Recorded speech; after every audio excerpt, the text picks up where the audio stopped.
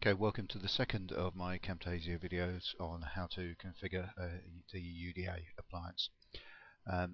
Having previously set up the UDA appliance by downloading it, extracting it into the relevant workstation directory and changing the IP address, it's now time to change the service configuration for the DHCP server. In order for the appliance to work correctly, you should not have another DHCP service on the same network.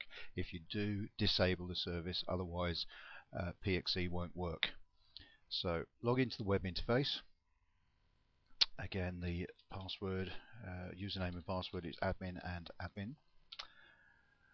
Once in the web interface, go to services, click on the DHCP link, and if, like I have, you've changed the IP configuration of the appliance already and restarted networking, you should find that DHCP will not be running. And the reason for that is it's servicing a subnet that it's no longer on. So all you need to do is to change the configuration, changing the all the IP addresses for the relevant subnet and obviously the relevant subnet mask. Now, save a bit of time, I've already cut and paste or cut out those, so just paste them in there.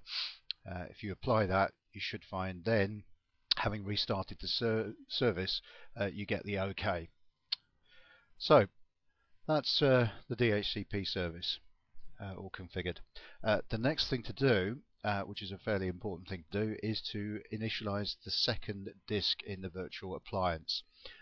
Go to System Settings, go to Disk Space, and you'll find that Disk 2 isn't initialized.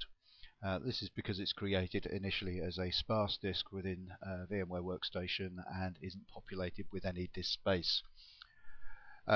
It's configured as a 50 gig disk in VMware Workstation, but you do not need to use all of that space. For example, I'm only going to create a 4 gig disk. Okay, so initialize the second disk, and there we go. If you then have a look at your disk system, disk space, there you go, you've got the second disk initialized. Okay. You'll also find that that is automatically configured as a mount point within the local file system of the UDA appliance. Okay, that is the end of the second video on configuring UDA. In the next video we'll look at uploading an ISO file to the UDA appliance. I'll be uploading Windows XP and then configuring the guest OS deployment for that.